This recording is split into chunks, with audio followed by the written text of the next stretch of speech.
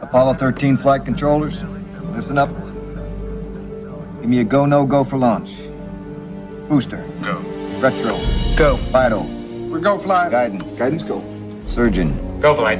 Ecom. We're go flight. GNC. We're go. Tell me you. Go. Control. Go flight. Procedures. Go. Inco. Go. FAO. We are go. Network. Go. Recovery. Go. Capcom. We're go flight. Launch control, this is Houston. We are go for launch.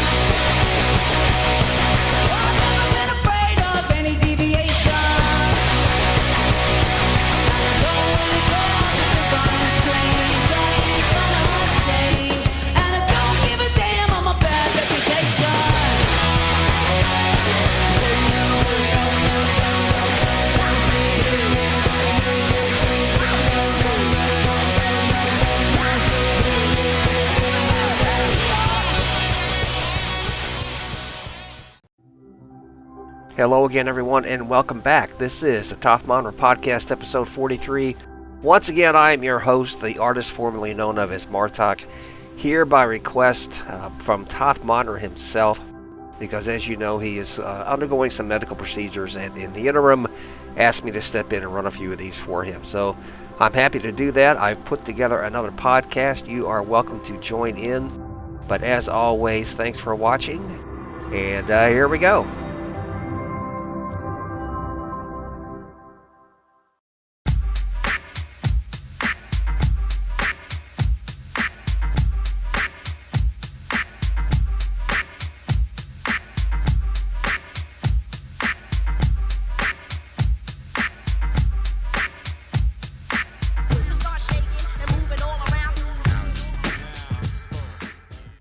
Yeah, I always like that song for some reason. Okay, need help learning to heal in SCs, our first topic tonight. So I'm not having a good time trying to heal as an Archmage in SCs right now. This is the OP of the thread that was on the forums. Just had someone in SC chat go off on me, call me a bitch because I said I needed line of sight to players and to stand still for big heals and protected from enemy DPS. What kind of response you think he got?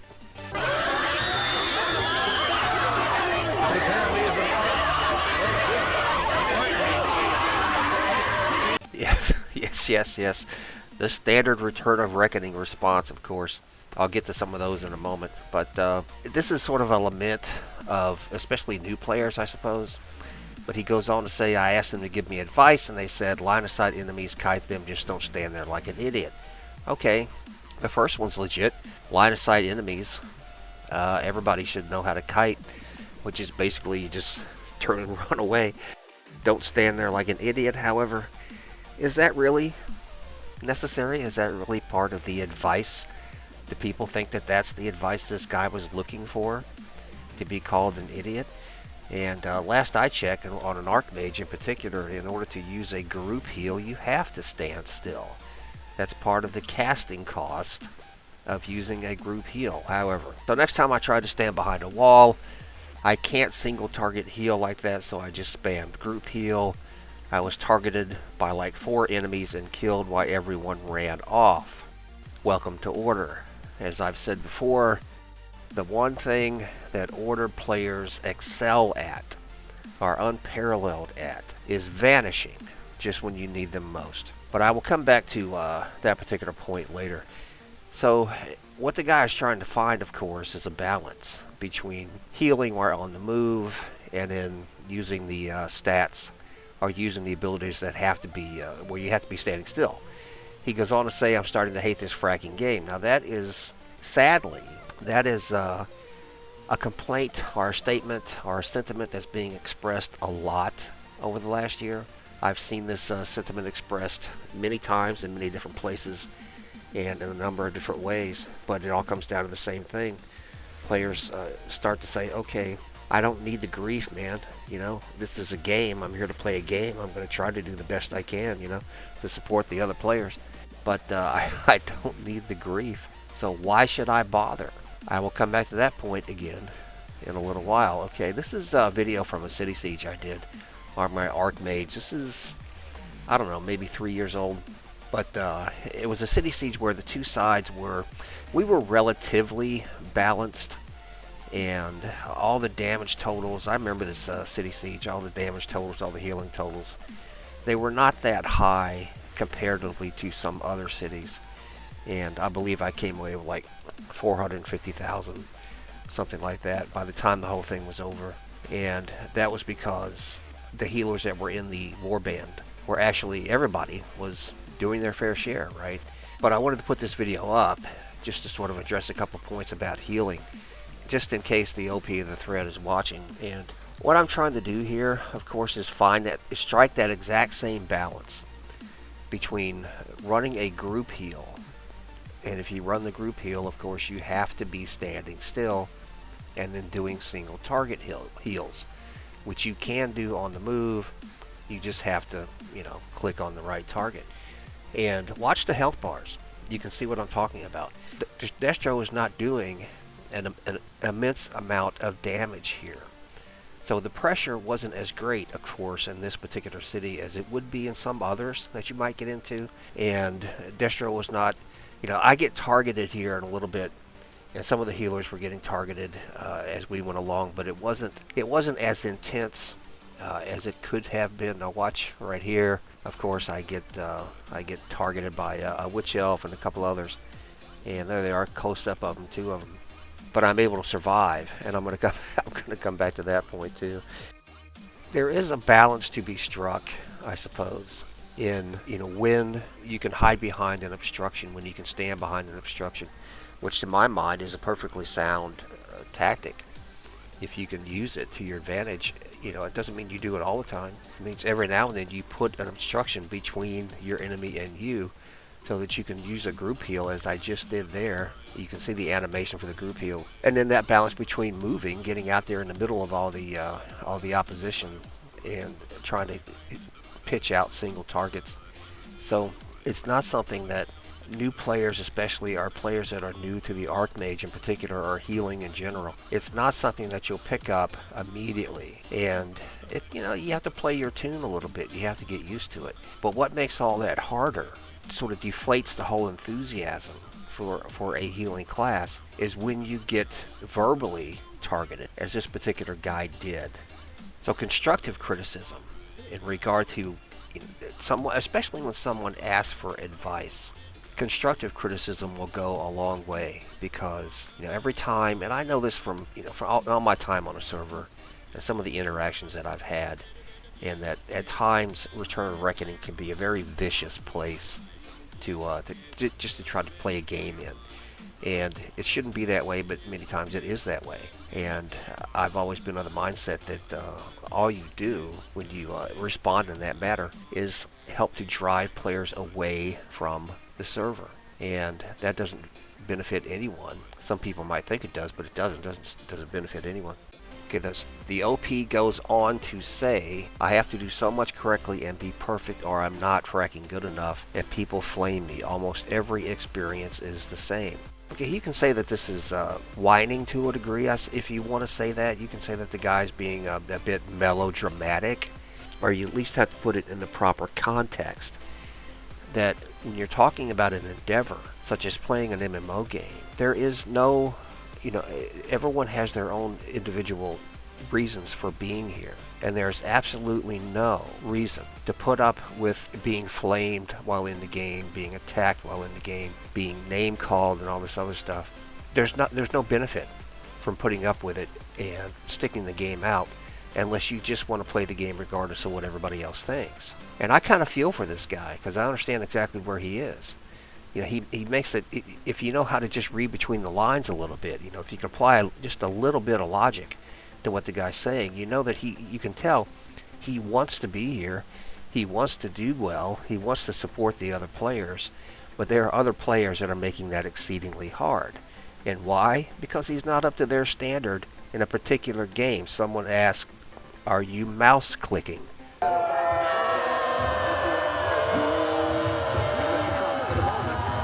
Oh my God, not mouse clicking. Give me a break, man. I mean, I have mixed feelings about this too. Anyway, someone else states, in my opinion, for healing is very important UI selection and customization. Okay, finally a reasonable response. UI selection and customization. What the guy's talking about are the keybinds and getting a UI up that works for you. Not a UI that someone else will approve of. A UI that works for you.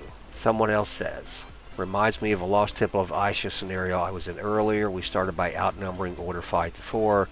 So we all went to the flag and capped it. The only thing you really need to do after that is defend the flag. Fact check true. Because it gives you points as long as you are in possession of it. Some years ago I did a video about how to play Lost Temple of Aisha. And that was what the points I made. That, you know, if you want to put your team in the best position to win, you capture the flag and just hold it. He goes on to stay. So I stayed there to defend the flag. Meanwhile, a shaman rides off all the way to Order's war camp, and he must have gotten ganked because he then types in scenario chat, the zealot is AFK, and he says, as usual. So he decided to publicly shame me when I had done nothing wrong. This is another one of those examples of, well, I'm sorry, he says, and when I told him about this, that I'm defending the flag, he says, learn to play. Well, there it is. You know, learn to play. The 3-word cry of the vicious. The 3-word cry of those who have nothing really important to say, nothing really profound to say, no insight into what's going on. They just, you know, it's narcissism expressed simply. Learn to play. Anyway, I learned that no matter what you do or how original and yourself you can be, some people will not like your play. That is true. He concludes with, there is nothing you can do to change it, and I'm not going to try. I put this in here, and I'll tie it into healing in a moment, but I put this in here because I understand the sentiment being expressed here as well. Because the sentiment being expressed here is the absolute truth when it comes to playing on a server like this, or playing this particular server in this particular game. It's a philosophy I developed years ago, which is the more you try to make other people happy in this game, the less success you're going to have individually. And it's an impossible goal. It's a fool's errand. Okay, it's I won't say it's a Hobson's choice because there is an upside to it. But playing this game in a manner that you think is going to please other players is a fool's errand. Because nothing will ever be good enough. Nothing you do will ever be good enough for some of the particular players who have the loudest voices on this server. So years ago, I decided, okay, fuck all you guys. I'm gonna play the game, and I'm gonna have fun. And if you don't like it, that's too damn bad. Okay, I'm gonna play in the manner that I want to play, and I will be successful, and I have been. And the one thing about, again, I made this point in the last podcast I did. One difference between me talking about playing on the server and some other people talking about playing on the server is that I can prove what I've done. I have a YouTube page with more than 250 videos on it, which date back all the way to 2016, which a lot of them Warhammer videos, which shows exactly the style I employed to level my Swordmaster from 0 to 90. And it's all there if anybody wants to see. So I can make these comments and know that I'm telling the truth because the video evidence backs up what I'm saying. So I'm just going to make the point again. You know, you can join a group, you can join a guild, and if they start giving you shit about something, you say, all right, look, if you have advice, that's one thing. If you're just going to be a bitch about it, I'll go somewhere else. That's the philosophy you need to adapt. And for the OP of this thread about healing, okay, there are some techniques you can employ for healing, and I'll get to those in a moment. But if it comes down to guys ragging on you because they don't like that you stand in one place or you're not close enough to the enemy or whatever, and they're going to give you all kinds of shit about it, your response is easy. See you later. And you continue to play your class, and you'll make it. You'll get to wherever it is you want to go if you just stick to it. And if you try to get to where you're going by playing a style that you think will make someone else happy, again, you are wasting your time. Alright, so what does all this have to do with healing? The same thing it has to do with playing any other class in this game. Work in some techniques that are successful. Study your class. Try to find the abilities that you can get out most often that are the most help to other people, and then just play. I do have some specifics here. Right here, some rules for playing a healer. Run or kite toward your tanks and not away. The one scenario I always go back to is Nord Watch when I talk about this, because 90% of the time when order comes out of the spawn point, they'll run up, take the first flag, they run toward the second flag, the middle flag, they get to the bridge and stop, and they will not move past the bridge. And then Destro's tactic to that, their counter to that, is simply to send one tank, one chopper to the back line to harass those guys, and they turn and run away. And the result is order loses scenario. Move up towards your tanks and not away from them. In healing spec, stack wounds and toughness. It's been said by a lot of different people that you shouldn't stack willpower when you play a healer because it's a waste of time. Use your talismans for stacking willpower. With your renown points, stack wounds, stack toughness. And one is to mitigate the damage that you take, and the other is just to give yourself more wounds that you can absorb, more damage that you can absorb just by an increased amount of wounds. As an Archmage, use your puddle of mud whenever possible, and that's just true because it's an area effect slow. So use it whenever you can, especially when you're fighting over congested terrain, right? Where there are only maybe a couple of avenues approach or something like that. But it's also a good escape mechanic if you're kiting, and you see Shammy's doing it all the time. If you can survive 2 varied targets hitting you, your base spec is legit. Now what I mean by that is if you're a healer and you get targeted by 2 different enemies, if you can survive that on your own long enough to get heals out, long enough for others to respond to what's going on, you may want to make some changes at some point here and there, but if you can survive that, then your base spec is sound. Spec defense as well. What I'm talking about here is the same as with any other class. Your percent chance to be crit, you need to spec into that to lower it as much as you can. I mean, at one time on my Swordmaster, I was negative 28. Ignore those who only bitch and moan. Absolutely. That's probably the biggest one. If you're going to play this game, this is something you have to learn and you have to take into account. Ignore those who only bitch and moan. They're never going to do you any good. And this is a quote from Alice in Wonderland. Sometimes it takes all the running you can do to keep in the same place. And that's kind of what playing, in particular an Archmage, that's kind of what playing an Archmage is like. But don't give up. Don't give up. And don't listen to the naysayers. All right. Next segment, here we go.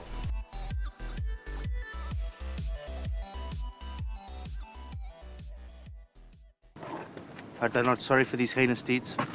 Aye. But I'd not done 1,000 more. Even now, I curse the day. And yet I think few come within the compass of my curse, wherein I did not some notorious ill as kill a man, or else devise his death. Aaron the Moor was the primary villain of William Shakespeare's play Titus Andronicus, and was, by most accounts, a devilishly evil man. His defining characteristic, however, no regrets. I've done 1,000 dreadful things as willingly as one would kill a fly. And nothing grieves me heartily indeed, but that I cannot do 10,000 more. Recently, another discussion occurred in Discord which I thought worthy of attention here. The baseline construct is simply defined as warband activity which detracts from the purpose of the warband. Or as the quote from Sun Tzu said, allowing your enemy to control you. During play a few days back, a warband leader, or perhaps just the warband itself, decided to pursue solo enemy players out into the RVR zone and deep into the surrounding PvE zone with the purpose of running them down to make a kill. Apparently, and in my opinion, not without good reason, this struck a few of the players present as a waste of both time and resources. Not to mention a bit disreputable. Such activity isn't new to Warhammer Online, of course. The practice embedded into server behavior ever since there was a server. Yeah! But forget the question of whether such behavior is justified, as there are and always have been players on the server to engage in such. The important question is such behavior ever beneficial? To anyone. To the meh, renowned is renowned crowd, the answer is and always will be yes. To the I play this game because I hate people crowd, the answer is and always will be yes. But to the adults in the room, perhaps a bit of open dialogue would help. Yeah! The Discord discussion began here. Quote, seems Broda rampaged Destro hard. Knowing that Broda don't chase solo players like we, he done great. Now, this discussion is not about Broda. Broda's just the warband leader, and I don't really track who runs the warbands in Open RVR. If there's one out there, fine. But some people do, so he was just mentioned. But as I said, the discussion is not about him. Yeah! The point this guy's making is that the warband that he was in took time out of the game, left the lakes to chase people down in PvE. Well, the first response to the previous comment was, I support that. Chasing solo players and even out of the RVR lake should be stopped. Our reputation, which suffers because of these actions, is worth more than 20 renown points. Yeah! Now that's kind of the point that's the primary point here, I suppose. If you want to keep it just in context of game mechanics, in that chasing one guy down, what does it really net you? If you take all the emotion out of it, if you take all the angst and anger and foaming at the mouth and all the stuff that goes on sometimes within confines of play, if you remove all that, what are you left with? Okay, you're chasing a guy down through the PvE zone for maybe 20 renown? Yeah! Is it really worth it? Is it worth your time and effort? You know, for 20 fracking renown, when you could pick that up easily in another fight somewhere else. Yeah! Also, it's not like we are specifically hunting for solo players. We just kill what we come across as far as I'm concerned. Now, this was a different individual who posted this, and this was his counter. It says it's not like we're specifically hunting solo players. Well, that's wrong, because that's exactly what you're doing. Yeah! When you take the time to chase someone out of the PvP zones and chase them down through the PvE zones, that is exactly what you are doing. Yeah! Specifically hunting for solo players. He's making a distinction here, which basically makes no difference. And the point is simple. If you're in the RVR zone, if you're in the lakes, okay, whoever you come across is fair game. Yeah! Right? Whoever you come across, whatever number you come across, whether it's 1 or 100 of them, they are fair game in the open RVR lakes. The difference is taking the fight to the PvE, all for the sake of just running one guy down so that you can say that you did it. That's the objection that is being made. Yeah! Alright, one of the original, actually the original commenter comes back, and he said, we both know we chase single players far into PvE area. Yeah! Out of the RVR lake. I am just talking about this kind of behavior. If we get singles in RVR lake, sure thing. Now that's a distinction that one would think logically, obviously, simplistically, really wouldn't need to be made. Okay, no one is complaining about fighting in the RVR lakes. No one is complaining about, the occasional 24v1 that happens. Yeah! When you're out running solo, because it's just something that happens if you're in the RVR lake. And so this distinction that this guy has to take the time to make is one that really shouldn't have to be made, because it's not a difficult concept to understand. The objection that's being made here is, why are we taking time out of the warband play? Why are we taking the time to leave the RVR zone and chase somebody down through the PvE areas? Another response came on. Overrunning a solo player out in the RVR lake is one thing. Chasing them off grid through PQs deep into the PvE zone is another. Such action is petty and vindictive, nothing more. Yeah. Okay, I agree with that comment because I made it. But then another concern is brought up in context of this particular type of behavior. Another concern specifically in regard to taking PvP into the PvE zones just for the sake of chasing one or two guys down is the effect it has on new players. Return of Reckoning has a hard enough time retaining new players as it is. Yeah. How would one rationally expect a new player to react when they witness this type of behavior? Are the victim of such activity? Okay, now the point being made there is that Return of Reckoning has a history, a very poor history, of retaining new players. Yeah. It's almost as if, to one degree or another, Return of Reckoning doesn't want new players. And I've seen that over the years on a number of occasions where we'll get a large influx of players onto the server, and within a couple of weeks, 98% of them are gone. Okay, at some point you got to make a decision. Are these actions that we're taking, is the conduct of our behavior, is it worth it? Is it beneficial to the health of the server? Well, again, the adult answer is no. Yeah. But it is the type of behavior that has been the norm. All right, now, finally, the warband leader who was in charge that day comes in and says, this is how I read this. We had a fun night in Eatan on Saturday, got tons of kills, and you guys start shitting on our warband. Because of what? And he mentions Broda's warband again, but like I said, Broda isn't the issue here. The activity is. But basically he comes in and defends what was happening because he thinks the criticism is unwarranted. I disagree. Yeah. I think the criticism is valid. I think the practice of chasing people into the PvE zones is it's just ridiculous. It's a waste of time because of one undeniable truth. When you take all the emotion out of it, what are you left with? The game mechanics. In context of the game mechanics, you take the time for an entire warband to head to the PvE zone to chase down one guy. What reward does that bring you in context of game mechanics only? And the answer is at most 20 renown. Yeah. Then you add in all the other motivations for doing something like that, and you're left with all the petty and vindictive reasons. Yeah. We're chasing him down because we don't like him. We're chasing him down because we want this guy to quit the game. We're chasing him down to make life hard. We're chasing him down because we're a bunch of petty motherfuckers who got nothing else to do. All right, now you sons of bitches, you know how I feel.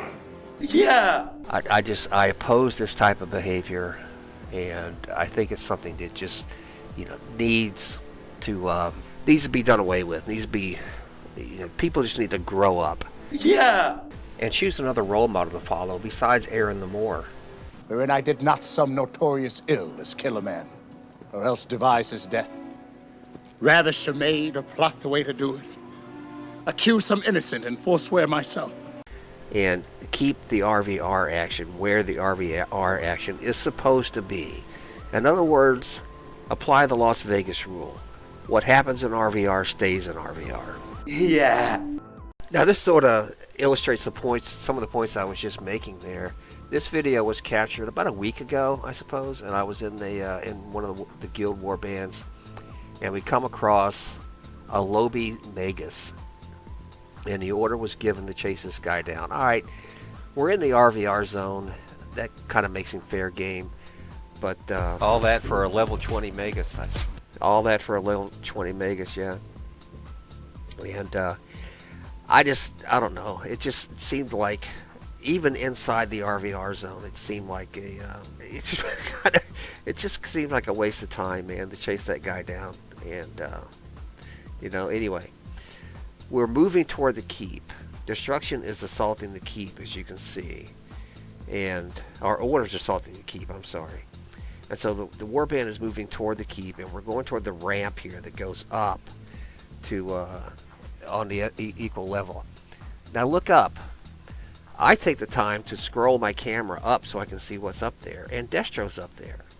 Okay, I can see them. There they are, right there. Destro's up there, and What's going to happen next, do you think?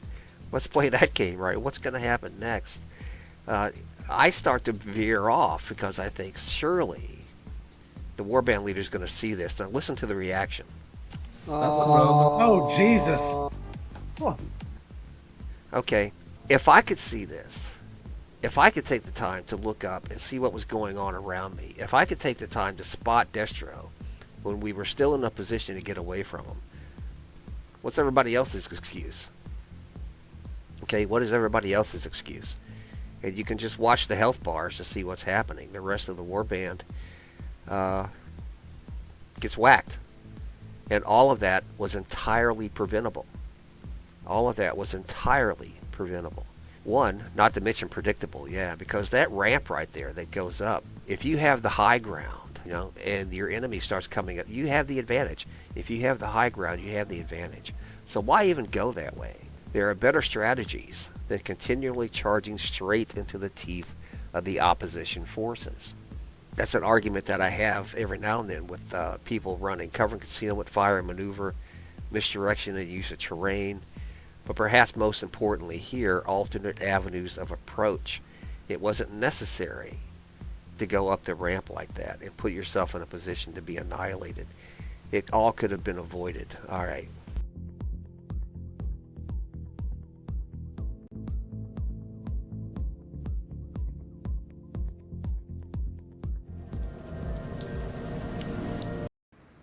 Bring down the devil! He must not die so sweet a death as hanging presently. If there be devils, would I were devil, to live and burn in everlasting fire, that I might have your company in hell, but to torment you with my bitter tongue.